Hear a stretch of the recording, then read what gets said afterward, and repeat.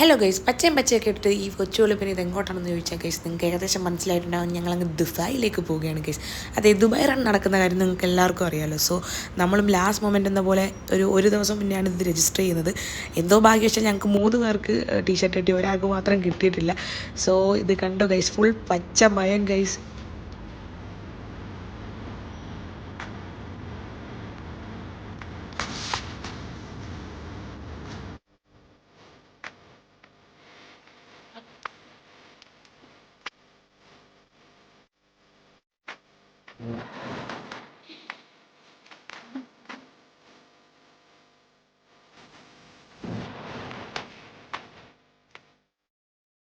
So guys, നമുക്ക് കിട്ടിയിട്ടുണ്ടായിരുന്നത് 7:30 സ്ലോട്ടായിരുന്നു.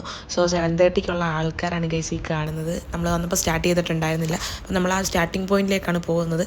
ഇതാണ് starting point guys. നോക്ക് എന്തോരം ആൾക്കാരാണെന്ന് നോക്ക് ഗൈസ്. ഏതാണ്ട് ലക്ഷക്കണക്കിന് ആൾക്കാരുണ്ട്. ഇവരുടെ ഒരു കണക്ക് പ്രകാരം ഏകദേശം ഒരു 2.5 ലക്ഷത്തോളം ആൾക്കാരാണ് ദുബായ് റണ്ണിൽ പങ്കെടുക്കുന്നതെന്നാണ് ഇവരുടെ കണക്ക് പ്രകാരം. സോ എന്താ പറയുക, ചെറിയ കുഞ്ഞുങ്ങൾ മുതൽ വലിയ ഏജ്ഡായിട്ടുള്ള അച്ഛന്മാരൊക്കെ ഇതിൽ പങ്കെടുക്കുന്നുണ്ട്.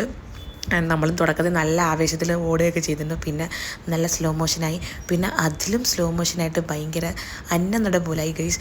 പിന്നെ കുറേയൊക്കെ എന്തെന്ന് വെച്ചാൽ നമ്മൾ കുഴയുന്നതിലല്ല, ആ ഒരു എക്സ്പീരിയൻസ് ചെയ്യുക എന്നുള്ളത് ഭയങ്കര സംഭവമായിട്ട് എനിക്ക് ഫീൽ ചെയ്ത്. നല്ലൊരു എക്സ്പീരിയൻസ് ആയിരുന്നു. കാരണം ഇവിടെ വർഷത്തിൽ ഒരിക്കൽ മാത്രമാണ് ഈ റോഡ് ഇത്രയും ഫ്രീ ആയിട്ട് കിടക്കുന്നത്. മീൻസ് ഇവിടെ ഇരിക്കുകയോ ഫോട്ടോ എടുക്കുകയോ എന്ത് വേണമെങ്കിലും ചെയ്യാവുന്ന ഒരൊറ്റ സമയത്ത് മാത്രമാണ്, ഈ ഒരു വർഷത്തിൽ ഒറ്റ സമയത്ത് മാത്രമാണ്. സോ അതൊന്ന് എക്സ്പീരിയൻസ് ചെയ്യുക. പിന്നെ ഇത്രയും ആൾക്കാർ, പല രാജ്യത്തു നിന്നുള്ള പല പ്രായത്തിലുള്ള ആൾക്കാരുമായിട്ട് നമ്മൾ പങ്കെടുക്കുന്നു. പിന്നെ അവസാനത്ത് ഇപ്പോൾ ഒരു കൺഫ്യൂഷൻ എന്താണെന്ന് വെച്ച് കഴിഞ്ഞാൽ, നമ്മൾ 10 കിലോമീറ്റർ എന്നും പറഞ്ഞാണ് വന്നത്. ഇപ്പോൾ ഇനി 10 കിലോമീറ്റർ പോകണോ അതോ 5 കിലോമീറ്റർ നിർത്തണോ എന്നൊരു സംഭവമാണ്. സോ 10 കിലോമീറ്റർ പോകാന്നുള്ള ഗോഡുവിൻ്റെ ആത്മവിശ്വാസം കാരണം നമ്മളങ്ങനെ 10 കിലോമീറ്റർ എന്നുള്ള സംഭവം ഇങ്ങനെ നടക്കാൻ തുടങ്ങി. ഓടാനൊന്നും വയ്യ ഗൈസ്, കുഴഞ്ഞു പോയി.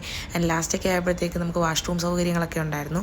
സോ എനിവേയ്സ്, ഇതൊന്ന് ജസ്റ്റ് എക്സ്പീരിയൻസ് ചെയ്യുന്നത് നല്ലതായിട്ട് എനിക്ക് ഫീൽ ചെയ്തു. ആൻഡ് ഈ റോഡ് ഇങ്ങനെ കണ്ടപ്പോൾ മനുഷ്യനൊരാഗ്രഹം ഇത് കിടക്കണം എന്നുള്ളത്.